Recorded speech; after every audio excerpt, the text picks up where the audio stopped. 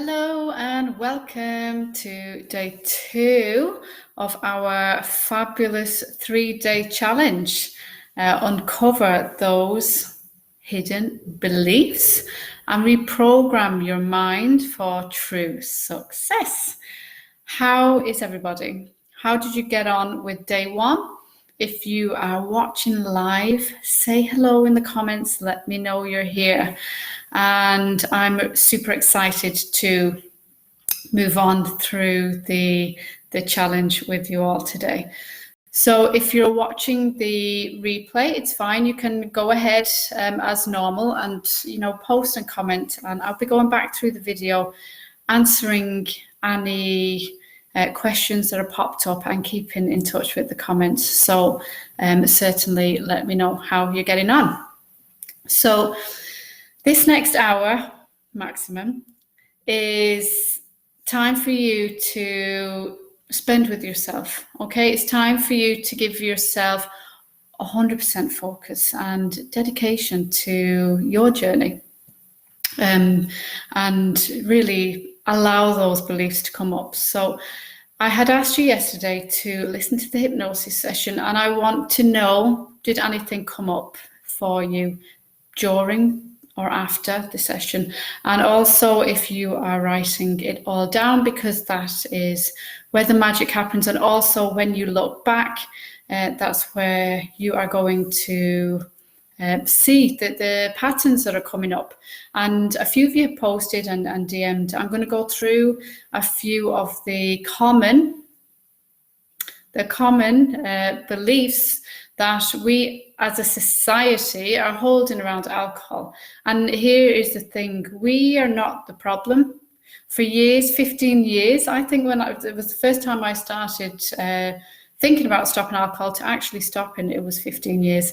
And I thought, geez, I have a problem. What is wrong with me? I am not strong enough. I'm weak. And here's the thing: I wasn't the problem and you're not the problem. Alcohol is the problem. And the way society views alcohol is a huge problem, but that is a whole different challenge. And what we're doing through this challenge, or these 3 days, is just finding our place in that and building up our internal strength so that we can navigate our journeys in this society. So really acknowledge that you are not the problem. Alcohol is the problem, and it's absolutely nothing to be glorified at all.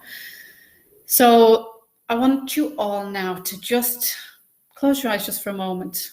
And all we're going to do here now is set our intention for the next while. So deep breath in and out. Just allow your shoulders to drop down in relaxation. And center yourself and your mind to the here and now. Another deep breath in and out. And just set yourself an intention now. And if you've seen the workbook, you'll more likely have an idea of what it is that you're looking for from these 3 days. And just set the intention now that you will focus and identify with your beliefs. Because setting an intention like this, it raises your emotional energy. And when we raise our emotional energy, it raises our physical energy. And it's less shame-based. So often everything is around alcohol. There's so much guilt and shame attached to it. And it's not beneficial to anybody. So we're just allowing ourselves the space and the time to sit with ourselves and our beliefs, and to treat them with love and kindness as they do come up. And that's where the magic happens. That's where things can begin to evolve and change. And that is what we're going to be doing. So it's really exciting. So there's a higher purpose. I know I touched on it a little bit yesterday, and I didn't want you to, I see questions there as well. I will answer them in a few minutes. but I just want to add a little bit more onto the work that I do. So I didn't want to scare too much yesterday. I mentioned that I'm a certified hypnotherapist. I'm also a student of Bob Proctor. So I trained on working with the mind. So that was very mechanical, and the scientific aspects of the mind and controlling the mind, and it's fascinating work. And then I also, now that's based on law of attraction as well, actually, but I really got into the spiritual side of things in terms of reading more about the universe, the law of the universe, and how it works for us. And I don't like wishy-washy stuff. So, but the truth is, the law of attraction is proven time and time again. There is a higher purpose. It is, for me, the whole entire universe that has our backs in this world. So for, some people believe in God. I'm Catholic, each absolutely to their own. For me, God it's all around us. It's the whole entire magical universe that we live in. And it has our back. But we get to decide how it has our back based on how we use our thoughts and how we present ourselves and the beliefs that we internalize and the vibration that we give out, because the law of attraction is a secondary law. The primary law is law of vibration, and the law of vibration is what we attract. So if we're in low energy, and if we're in a space of limiting beliefs and fear and guilt and shame, we're going to attract that back. And if we can change that around, which is what we're doing now, and it absolutely can be done. It takes time and effort and, a bit of study, which is what you're all doing now. If you're on day 2 of the video and you're following this, you're doing what it takes. By changing those thought patterns, you absolutely can change your life. It's not wishy-washy at all. It's the absolute truth. I have followed it in my own life for the last couple of years. It's the law. It is the law. So whilst we are working here around alcohol and changing our beliefs, know that as you change your belief and become more positive around the thoughts that you are thinking, that it has a much, much bigger effect in your life than simply not missing alcohol. So it's massive. It really is massive what you're doing here. So really appreciate that and be proud of yourself. Hi Laurie, hi Pendle, Jacqueline. After 15 years, how did I decide after 15 years that this was the day? After 15 years, this is the day. I don't know if you watched yesterday, Jacqueline. If you want to go back and explain it there, I think I just got to the end of the line. It was, I can stop now and make it the day, or I can go to my doctor and admit that alcohol is greater than me. And I didn't want to do that. I did not want to do that. And I was down. I wasn't happy. I wasn't happy at all. And I was worried. I had 4 children that were looking up to me as an example, and I wasn't being the example that I wanted to be. I tried for years to stop. That wasn't enough. Me wanting to be a better example to my children, it was enough. Sometimes it was at the end of the road. I had to decide. I think I just could not continue on the road I was going on. And that was when I decided I do this, or I go to my doctor and I admit that this is greater than me. And I had a good cry, when you finally make the decision. Yeah, it's emotional. You'll know it's the right decision. Yeah, it is emotional. And here's the thing, it's emotional because you're involving the subconscious mind. We always, over 15 years, I made the decision, I'm not going to drink now until Friday night, and this will be Monday. By Tuesday or Wednesday, I'll be opening a bottle of wine and go, do you know what? I work all the time. I'm busy. I will have wine if I want wine.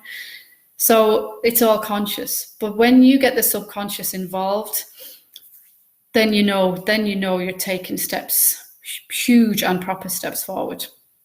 So that was what made it the day for me, Jacqueline. Hi, Debbie. How are you? So let me have a look. How did you get on yesterday? Did you start writing down your beliefs? And did this session, the hypnosis session, allow you to open your mind to feeling and listening to your thoughts more and being kind around them and showing yourself love? Because you should be writing all the limiting beliefs that come down on page 7. By writing it down, you're going to get clarity. You're going to feel more confident about changing them, reframing them, which we're going to be moving on to today. But acknowledge your feelings, acknowledge your thoughts, okay? Because you can't fix something unless you know what's broke, okay? So unless we pick up the proper limiting beliefs and not just ones that are thrown around all of the time, it's harder to shift them. So I get that it's a lot of internal work. Listen to the hypnosis session. If you have to listen to it 5-6 times over the course of 2 or 3 days, do that.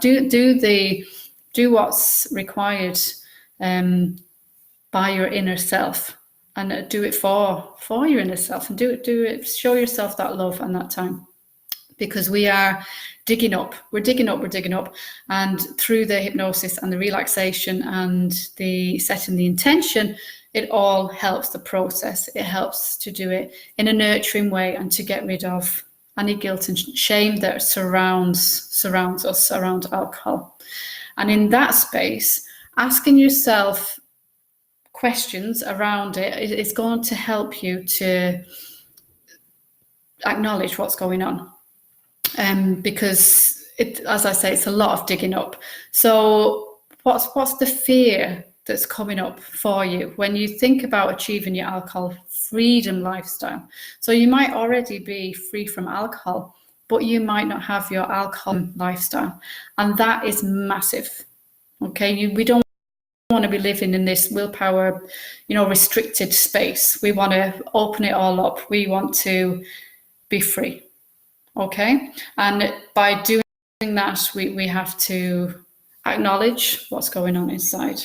When you think about living the life that you desire, what scares you? That's a surefire way of seeing what your limiting beliefs are. What are the limiting beliefs that come up that you've been carrying around subconsciously? Because that's all they are. They're limiting beliefs. They're not real. They can be reprogrammed. They absolutely can. Okay, and it's a continuous process throughout our whole life. So yeah, it's personal development work, but you really will see massive leaps in your whole life. It's not just around the alcohol. It will have a ripple effect into the feelings that you feel overall in terms of freedom, joy, peace, gratitude. But it is a process. So people that are positive and show gratitude and are thankful for the journey in life, you might find they do a lot of personal development work, and it's really, really worth it. It's really worth it. So when you think about this process, or even watching day 2 now, if you're in a space of, I don't know if I want to put all this effort in, it sounds like a lot of work, do I even need to do it? I'm kind of happy enough the way I am. Then something is going on under there. So what is causing you? What are the things that are making you think about putting the brakes on or stopping the process? Because I guarantee you, if you're not feeling free from alcohol, it's because there are blocks there, and blocks can be removed. So for a very simple example from myself and my journey, so for years I wanted to quit drinking, and then I started thinking, what if I can't do it? When I really thought about it, and it never really got far enough for me to stop for long periods of time. But I used to say to myself, what if I can't do it? And then I'd kind of revert back to, well, I'm not an alcoholic. That was my big thing at the time. So what did that mean? Those thoughts meant that I had a belief that I was not good enough and that I was not strong enough to take that journey. And I believed I wasn't good enough to warrant that new life. And I wasn't strong enough to be able to deal with the emotions, because there's something under the surface when we're drinking. When you stop drinking, you have to deal with emotions that we've been shutting off for decades, many a time. I had a lot of years to deal with. I nearly, in some ways, went back to when I was 14 and started drinking. I had to go back there and deal with the hurt I had when I was 14 and listen to that 14-year-old and acknowledge her that she was hurt and she was terrified and she didn't feel safe. And only by doing that work, and that took a long time, it was this year when that happened, because that's the process. That is the process. And of course, each journey is different. But for me, that had to happen. And it was transformational. It absolutely is transformational. And that can only be done through love and through acknowledgement and through not hiding from your emotions. Hi, Sarah. Good to have you here. So what are those beliefs for you? And more questions that you can look at, you can ask yourself to pull up more beliefs in the space of working with the hypnosis and setting the intention and being and feeling in this safe space. What memories do you have about alcohol? For me, it was all around me. From the age of 14, it was very easy for me to get. Everybody did it. It was normalized. It was normalized for me. So I believed that excessive drinking was normal. And it just was a belief of mine. So what memories do you have? And go back as far as you what were your parents' relationship like with alcohol? Because again, that is what's normalized as well. Or if it wasn't at that stage of your life, what beliefs have you taken from other stages of your life? Do you feel safe around alcohol? Do you feel scared around alcohol? These should bring up thoughts in you that you can get down on paper. And I gave you the workbook. You have the paper, or in a pad, a piece of paper, anything. Write them down as they come up as I talk, because these are the ones your mind is. So whichever ones you resonate with, get them down on paper. In terms of getting them down correctly or turn them into a belief or reaffirm them, I'm here to help you with all of that. But for a starting base, get them all down. Are you someone that believes or asks yourself, will I ever have fun again? I know I was.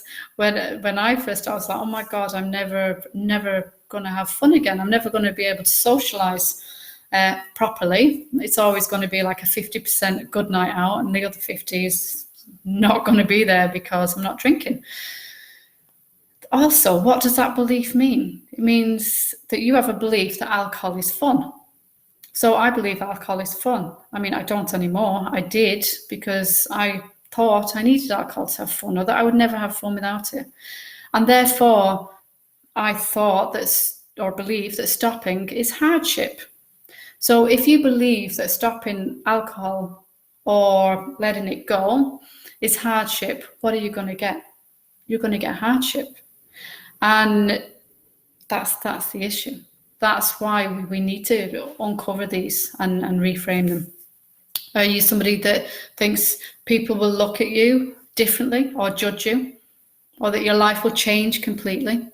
Ask yourself, am I afraid of the unknown? Of what's ahead, of what I might have to deal with, or what will happen to your relationship with those close to you.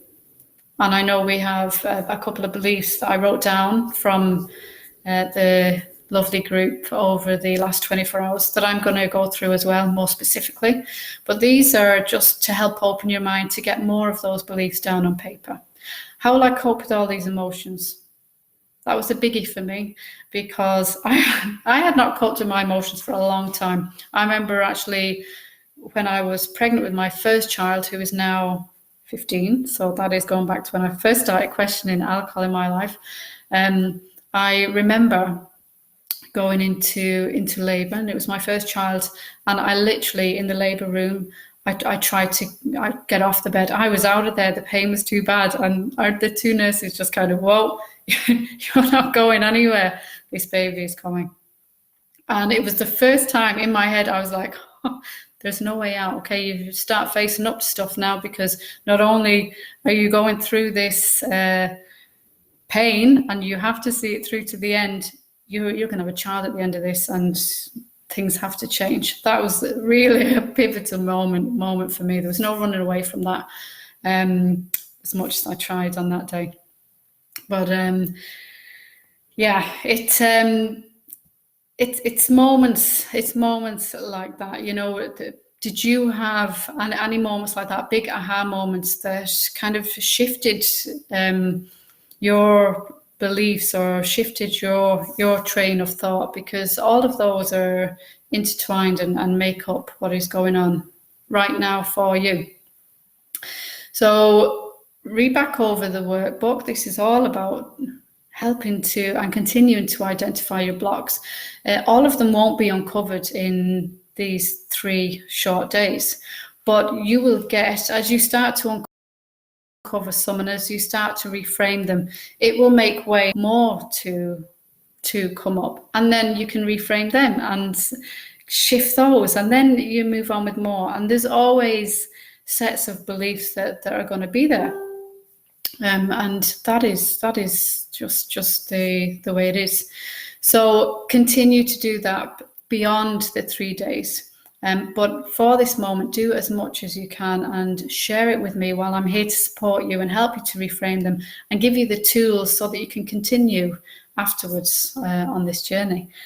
So limiting beliefs based on what you write down might include: I can't quit drinking, I'm scared, I'm afraid of failing, I'm afraid of missing out on socializing, I'm not sure I'm bad enough to have to quit. Is that something that you tell yourself? Because the society view is alcoholic, not alcoholic, although it is changing.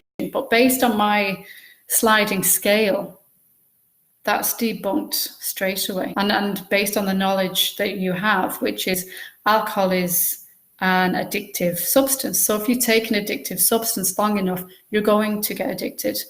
So just because you might feel you're not bad enough now, you know, it's only going to get worse. And people always ask me, how do I know if I should stop drinking or not?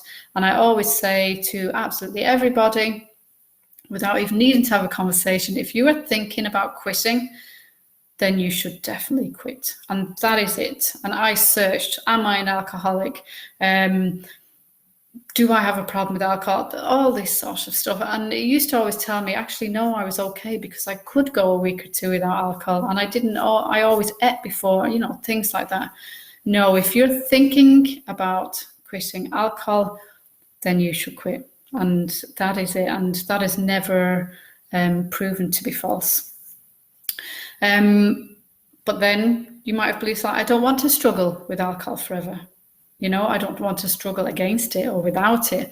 You might say to yourself, you screw up, you know, what's the point? I'm only going to give up again or stop and relapse in another couple of weeks. I'm not strong enough. That was one of mine. Recovery is impossible. Again, it goes to you just not feeling enough.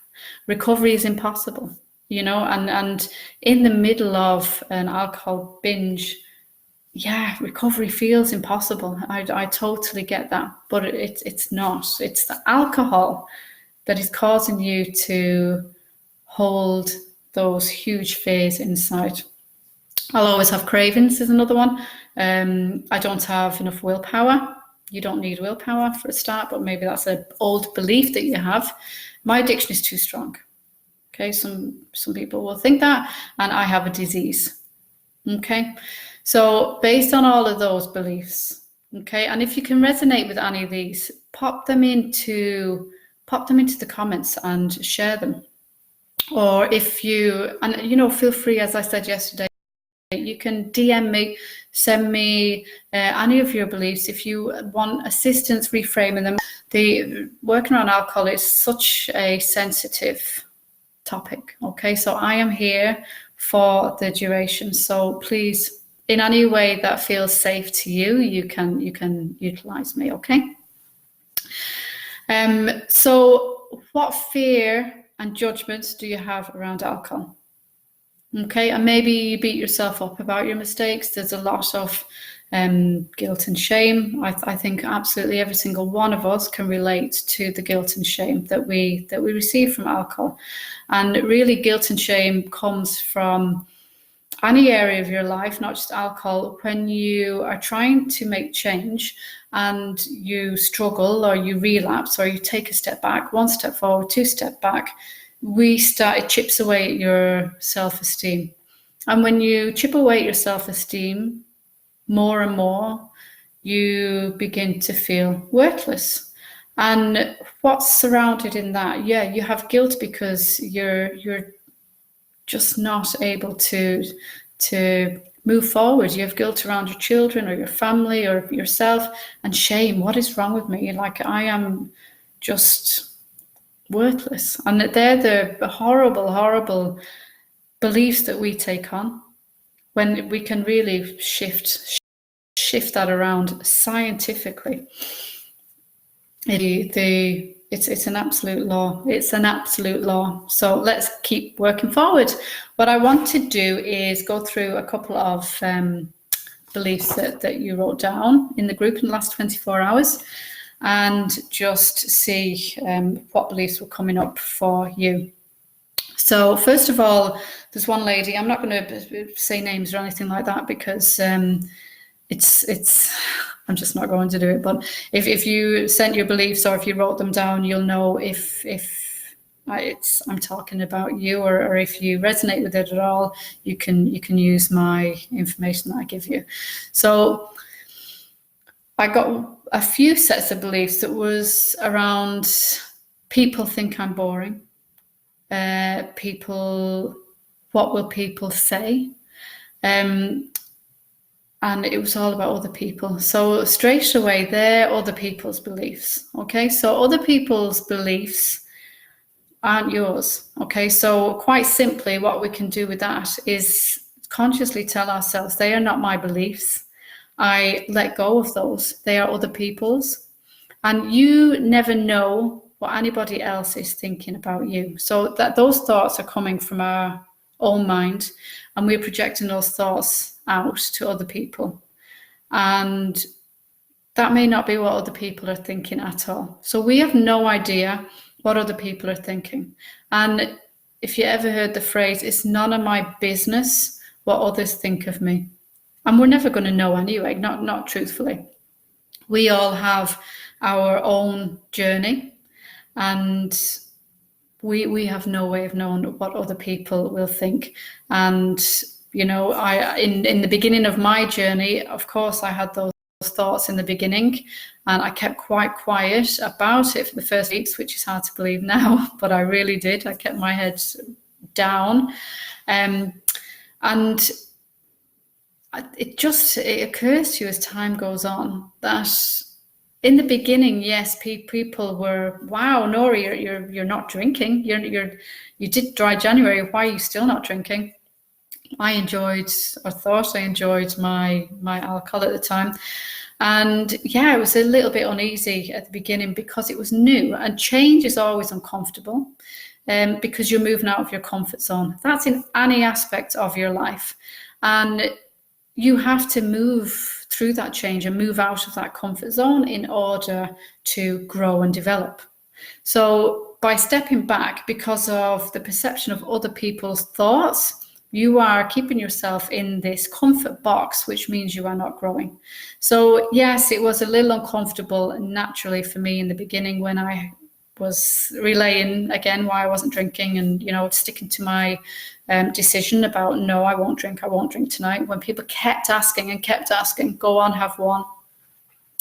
It was a little bit uncomfortable. But as time went on, a couple of those same people got in touch with me, asking me to give them tips and share tips and advice on how I stopped. So the very people who have the most to say about your alcohol-free journey are usually the ones that are struggling themselves. And that is what I have found to be true. Jacqueline, I am ashamed. I think I've shopped in every single store where I live, so people don't drink. I drink every night and only see me twice a week. But I am drinking every night. Yeah, and that's with hiding. Okay, so when we hide anything, we of course get feelings, start to feel ashamed, and that's natural. It doesn't mean that it's true. Okay, the thing is, Jacqueline, are you on day 0? Can I just ask that? Are you still drinking? Which is fine. There's no need, there's no requirement to stop for this challenge. I'm just wondering, because twice a week, but you are drinking every night. So that is, I think by you being on this challenge, you're very close to making a decision. And by making a decision, I mean a decision, not a conscious thought, again, for the millionth time, which is what I had, but an actual decision, a decision where you come to the end of the road and you decide enough is enough, and this is where the shit stops, if you like. Excuse my language. But that's this. It gets real. It gets real. So kudos to you for being here and for doing this work, because it will open up a lot of ahas for you and help you. And I hope you listen to the hypnosis session that I sent and using the workbook, because that's really going to help you throughout this challenge for sure, Jacqueline. So more of the beliefs. I believe alcohol has made my depression worse. Okay, so what I want to say to that is, first of all, if you're on medication for depression, it's a medical illness. So I get it says here that you feel alcohol has made your depression worse. If that were me, and it's medical because you say you're on more medicine, I would be looking at working with a wellness practitioner. I don't know if you're in a position to do that, because it could be when we stop drinking after long periods of time, we can be deficient in nutrients or minerals, vitamins, minerals, and that can actually have an adverse effect on our mental stability. So I get that the depression is medical, but if it's increased and got worse, then I would be saying that a wellness practitioner would be able to take tests that will show probably that you're deficient in something. I know here in Ireland we have to take vitamin D3 all year round, actually. Excuse me, all year round, because we have very little sun. And when you stop drinking alcohol, I would start taking vitamin D3, well, for here in Ireland at least, omega-3, very good for the mind, the brain, and multivitamin or B complex. B complex is great to be taking. But yeah, wellness practitioner would be even better, because they can really pinpoint what is going on. So to see what you think with that. Jacqueline, yes, I am drinking. I gave up a couple of weeks ago for 4 days, but started again because I missed it. Okay, so one of your huge limiting beliefs there is that you miss alcohol. Okay, so if you miss alcohol, therefore you are believing that alcohol does some good for you. So what is alcohol doing for you that you miss it? Okay, so when you delve into what it is, then you can start to uncover and unravel that hidden belief. And based on that, then you can begin to reframe it, but keep digging. It's not just I missed it. Of course, I get the notion, because I was exactly the same. But why? What is it you're missing about the alcohol? Is it the fact that it just shuts you off for half an hour? I know some people can't sleep at night and they were drinking for that, or some people like the buzz. I mean, again, that probably goes down to the same thing, that they're trying to shut something off. But yeah, dig deep, and I'm going to show you how to reframe it when you get your hidden belief, how we can switch it around. I don't fit in social situations. Okay, so if you're saying I don't fit into social situations, that means that you believe that you don't fit in social situations. Okay, so if you believe that, then you're going to act out accordingly. So if you believe that you don't fit in social situations, when you go to a social situation, your mind is already programmed not to fit in. So that's another one. That's a huge one that we need to reframe. So I'm just going to see this one right through to the end, just to show you what the process is. So don't fit in social situations. Okay, that means that your belief is that you don't fit in. So your subconscious accepts your belief. Okay, if you believe that you don't fit in social situations, your subconscious accepts that. And then when you go to your social event, it's, oh, we don't fit in here. We don't fit in. And then up here, it's like, oh my God, we don't fit in here. I feel awkward. I feel strange. So we got to change that belief. And how do you change beliefs? I mentioned yesterday, through repetition, through hypnosis. But the hypnosis, also mentioned yesterday, I'm just recapping, hypnosis isn't effective on its own for alcohol, because the beliefs are deeply ingrained into our society. So yes, you can go for a hypnosis session like you go for smoking, and feel greatly empowered and I mean, amazing and empowered and refreshed. But as you continue down the road, the deeply ingrained beliefs in society are hoarded upon you without you even realizing, through advertisements, billboards, watching people laughing and enjoying a glass of wine, social situations. So your subconscious, even though you're conscious, this little part that you operate on day to day is saying, oh, no, it's fine. I don't drink. I don't need this. 95% of your brain is seeping in all that information. And we can't consciously stop every single thought that goes in, because there's tens of thousands that go in there every single day. So that is why proper and precise affirmations are so powerful, because it's an ongoing process, and they change over time. So based on these, I don't fit in social situations. Okay, so your belief, I don't fit in social situations. So you then want to switch that belief around. Okay, so you could say, for example, I feel empowered in social situations with my newly found alcohol-free confidence. Okay, now you can add and change depending on what you would like to be in that situation. But for example, that would be something that I would like to see and to affirm and to believe. And when you have reframed that, and you have a collection of them at the end of the 3 days, we're going to record them, we're going to put them on an audio, and you're going to listen to them with feeling.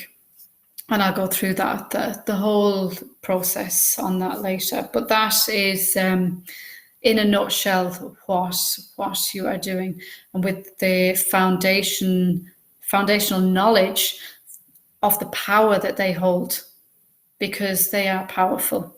Okay.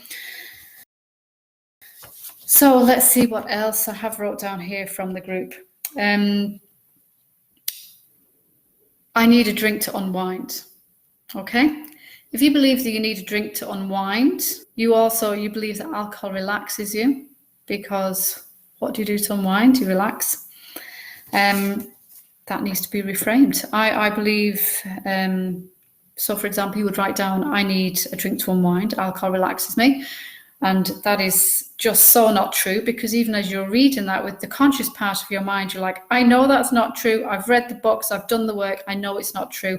Why do I keep believing this? And it's because so we're moving that around. Put this phone on silent. So we're just moving that around.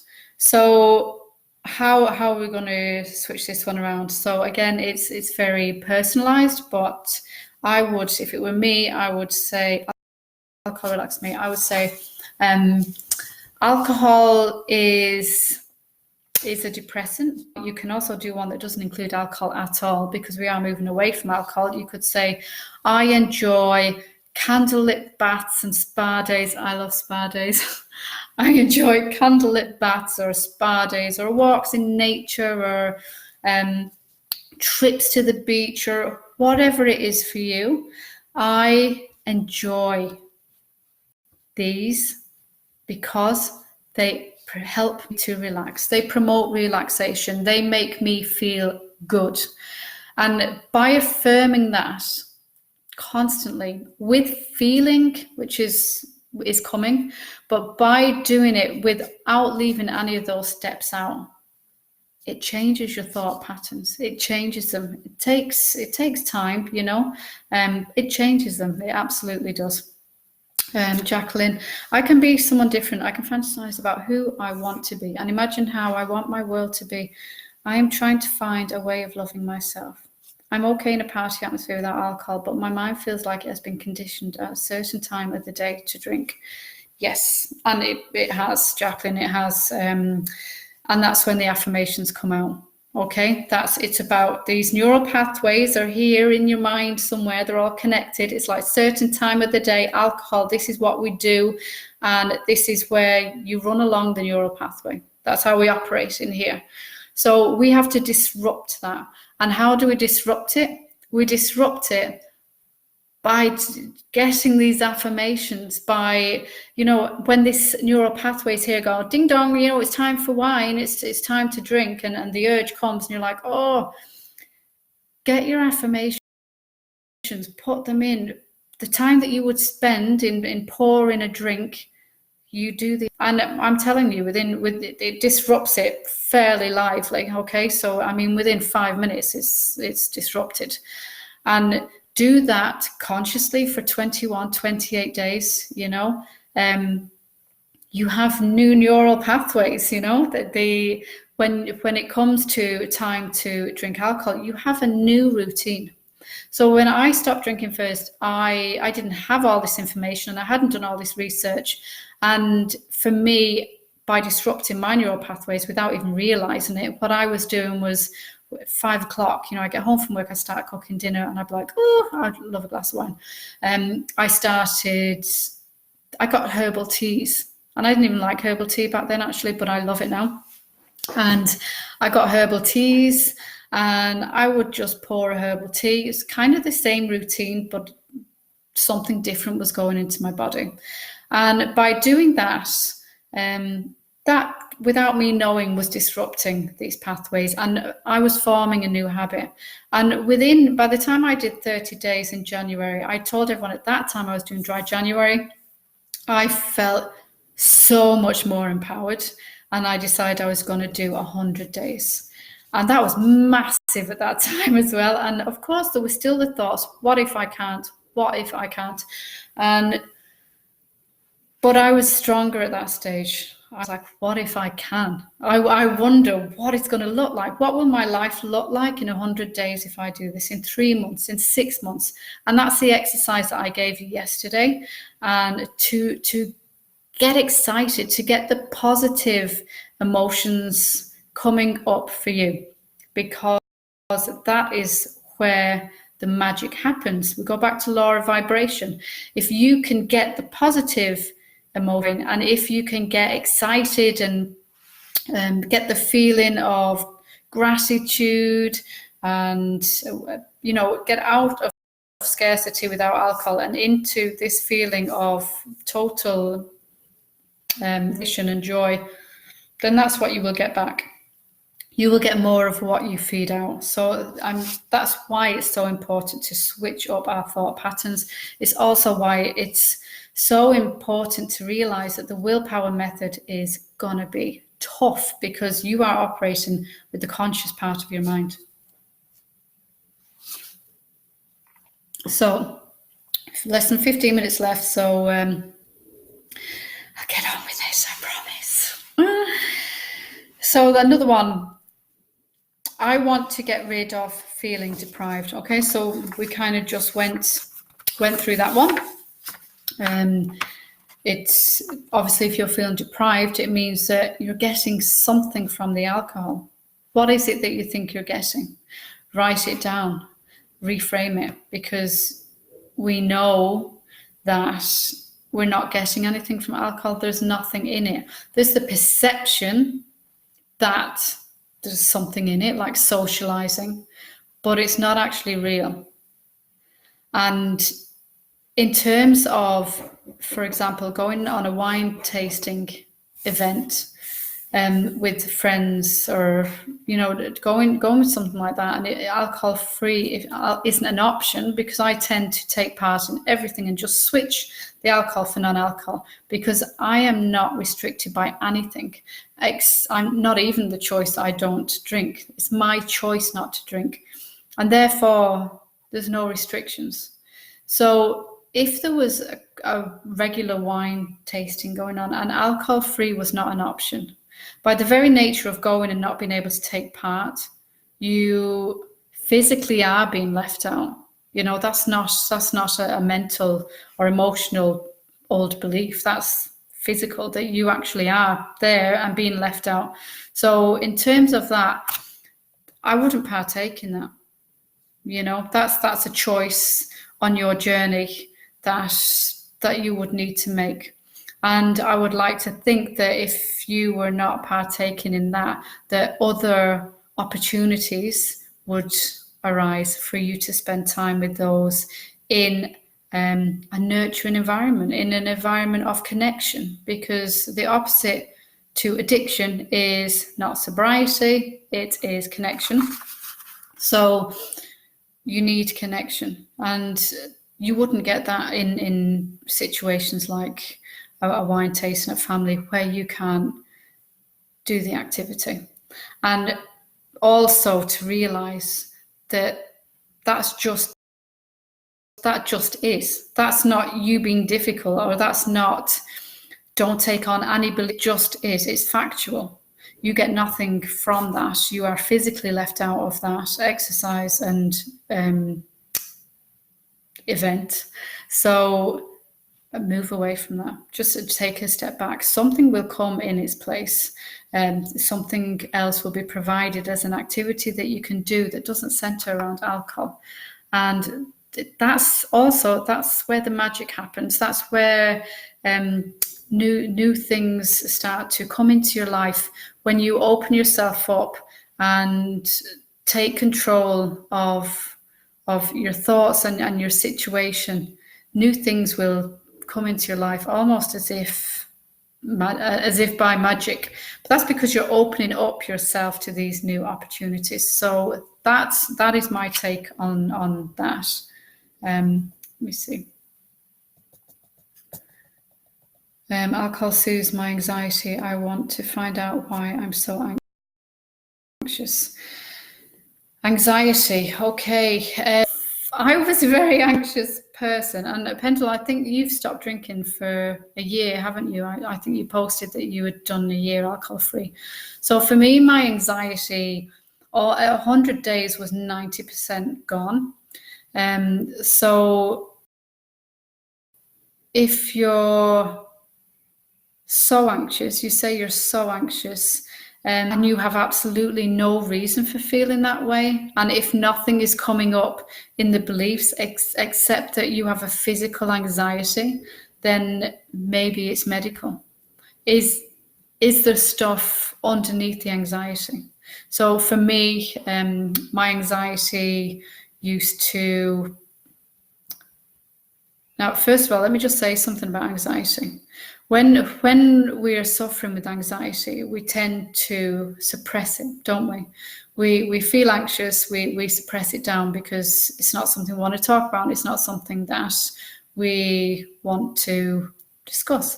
And suppressed anxiety can manifest its way out of your body through disease, but we call it dis-ease. Okay, so hyphenate it. It's dis-ease. It means your body is in dis-ease, and if your body is in dis-ease, Pendle, then you aren't going to get the results that you are looking for. So you got to get that anxiety out. You got to get to the bottom of what it is for you. And I would be surprised if throwing yourself into these 3 days, if things don't come up for you, because very rarely is anxiety something outside of us. So my anxiety was certainly being caused by the alcohol and overwhelm in my life at that time. But when I stopped drinking alcohol, it was much easier for me to deal with the overwhelm, and therefore the anxiety calmed down. And now anxiety that comes to me, I can almost treat it like a third person. So I can acknowledge it and say, I understand that you are here trying to help me, but I don't need to be protected from you right now. I've got this. And I still move forward, and the anxiety just goes away. But that is 2 years down the road. I'm just a few steps ahead of you. But definitely the anxiety, it's to get to the root of that. So in the beliefs that you're writing down, are any of them coming up? I think there was the feeling deprived came up for you. Why are you feeling deprived? What are you not getting? And obviously it's alcohol. What's in the alcohol, or what effects of the alcohol are you not getting? Okay, and write that down and keep digging with that, because, and after the hypnosis session, we can all sit down and start writing, and it's all consciously. We're not connecting with the subconscious. So it's through the hypnosis that I sent to everybody that's going to help you to get into the subconscious, to actually get the answers that you need in order to be able to deal with it and move forward. I want freedom from alcohol. Okay, so straight away your belief is, I'm not free. And here's the thing, and this is an affirmation that everybody should write down and use. I am free. I live in freedom. I have total control over my own life, because freedom comes from in here. And so often we look for freedom outside of ourselves. We look for freedom from the children, freedom from our jobs, freedom from all these external things that are going on for us. And you don't find your freedom until you tune in here. It's working from the inside out and stopping searching from the outside in. I touched on that yesterday as well. So yeah, what do you sense is good in alcohol? Because that's what needs to be debunked there. You already have, it's really important to everybody to realize that you already have the power and control. You already do, regardless of the emotions that are going on right now, around the anxiety, around the old beliefs. Know that you are here and you already have control. We're just giving our system the tools so that the subconscious can catch up, and that means long term we'll have the tools. So know and tell yourself and affirm. Now tomorrow I will actually be showing you exactly how to do the affirmations, and also giving you apps and names of stuff, places where you can build up your affirmations and listen to them and loop them and all of that.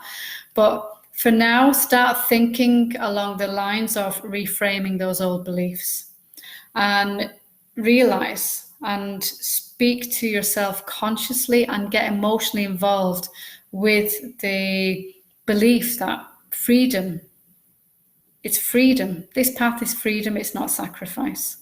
Okay? The minute you stop drinking, you are free. You know, there is people who are physically addicted to alcohol who literally will die if they don't drink alcohol, and their livers are failing, and it's horrific. And I don't speak lightly about this. I've seen it in my own family. It's a horrific way to live. We are free. We got here to this choice. We got here to this space where we can decide to make a final decision to be free. And I have a 30-day program coming up in January. I'll mention more about that tomorrow, because making a decision and getting the support that you need is what is going to get you over the hurdles in the first part of your journey. And I'll mention more about how I can help you tomorrow in the brand new 30-day program. Really supportive and intensive, and it's really going to transform your state of mind, which transforms your whole life. So make sure you're telling yourself, choose to take this path. I choose. And alcohol doesn't allow me to live my best life. It doesn't allow me to live my best life. And even in terms of the law of vibration, really taking it back, if you think about it, we're all designed to live in a frequency, okay? A high vibe, if you like. And we know, you know yourself, some days you feel in flow, you get everything on your to-do list done, you're happy, you're grateful, and, you know, an hour later it's boom, straight down. And for people who are drinkers, straight away it's thoughts of alcohol, okay? When you drink alcohol, as opposed to dealing with the discomfort that has come into your mind, because there's something under that want for alcohol, and it's an emotion that we're suppressing. When you do that, you're disrupting the vibration altogether. So even in terms of personal development, you're making it super, super difficult for the universe to really send you anything back when you're in that cycle. So know that as well.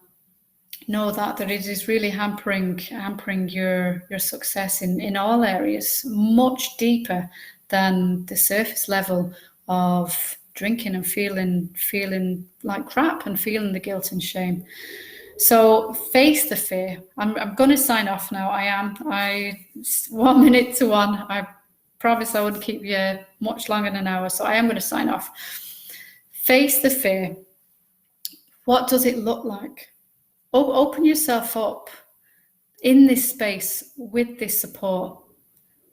Where is it? Where do you feel it? What is it? Write it down. Write it down. Get it out, because we can't reframe it if we suppress it. And that's a great one for you as well, Pendle, to get it out, okay? What's the worst that can happen? And really go down that road, actually, because before we go on the what's the best that can happen long term, we looked at it yesterday, but before we start living in that space, what's the worst that can happen?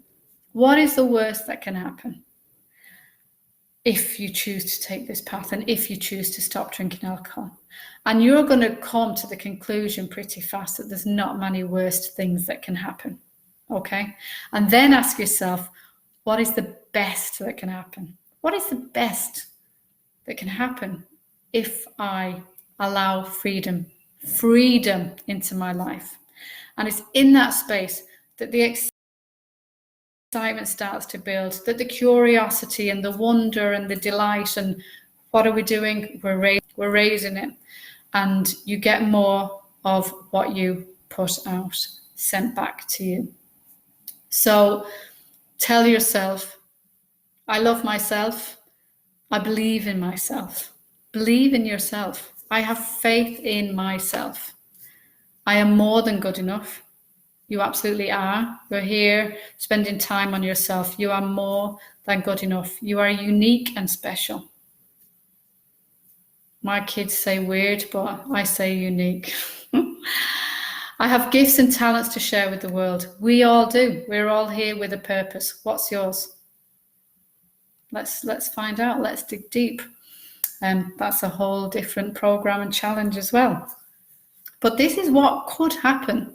Okay, you get to uncover and find out that and start listening and hearing your soul. Tell yourself, I am brave, I am powerful, I am strong. I have everything I need to heal myself and my body in me right now. Because you do. You absolutely do. It's in here. The answers are in here. And that's what we're doing. That is what we're doing. Hi, Brona, how are you? I'm just signing off now, but you will catch the replay. Debbie, I have been sober for 105 days, but I'm starting to worry about Christmas Day, as I've never not had a drink on Christmas Day.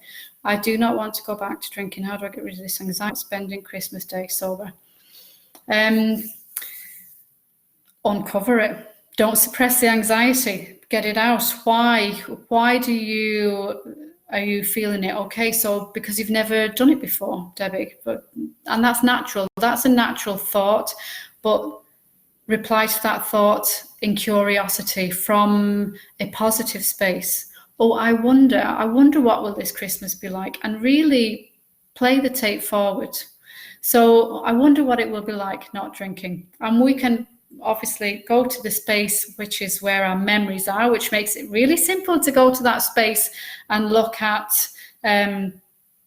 the last Christmases and the ones before, and the big, Christmas Day was the one day of the year where I didn't feel guilty about having a massive Bailey's coffee. We have Bailey's here in Ireland. I don't know where you're from, Debbie. And it was a whiskey liqueur, and I used to have 2 or 3 of them in the morning, and I would be nodding on the couch, and it was I thought, this is the bomb. And last year for my first Christmas, I thought, oh, I'm going to miss the Baileys. I wonder, can I buy a substitute? I don't want to feel like I'm missing out. And I was a little bit apprehensive. So yeah, I was, doing the work, the positive affirmations around I am present with my children, I am awake and alert all day. I really took the positives about being sober on Christmas Day. And I worked on it that way. But let me tell you, Christmas Eve, I obviously was up late. I have 4 children who we were organising for. It was a late night, and the next day it was an early morning. And I had to fight back tears of gratitude more than once that day, which I've never done before. Maybe, I just used to slump on the couch and think, this is heaven, go to sleep for half an hour. The kids would be mom, and force yourself up again until dinner time where you could have a large glass of wine. It totally caught me off guard about how much I was missing all the Christmases before by thinking that I was missing Baileys and missing wine, when the actual fact was I had been missing parts of my children on Christmas Day for alcohol. And it's wonderful. It's wonderful. So really go into it in a space of wonder, and go into it in a space of curiosity, and allow the questions, allow yourself to ask the questions. Don't suppress it. Allow the anxiety to come out, ask questions, think ahead, enjoy the process. Even the uncomfortableness, because, there might be parts of it. If somebody arrives and everybody's having hot whiskey, and, for example, and, you're just left kind of, oh, I feel a little bit out of place here. You can shift your pattern, with a click of your fingers.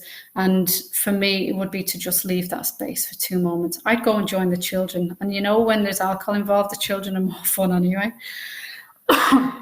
So I'll allow them out, and allow the curiosity around it to build.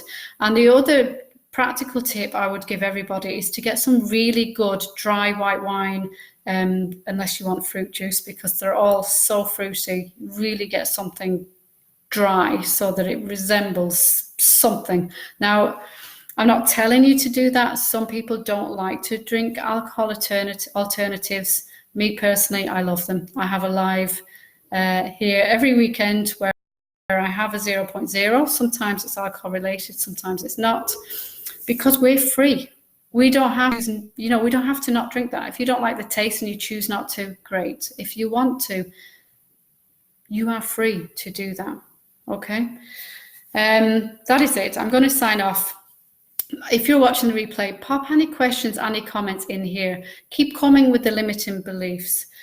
Keep coming with, if you want to reframe some of them yourself, pop them down. I will be going into it further tomorrow, finishing the whole process, so that you will have your recordings for your affirmation. And that's a fabulous tool for your toolbox that you can upgrade all of the time. So thank you so much for being here, everybody. And it's been an absolute pleasure. And I look forward to doing it all again for the last time tomorrow. And take care and have a fabulous day and keep digging deep. Bye-bye.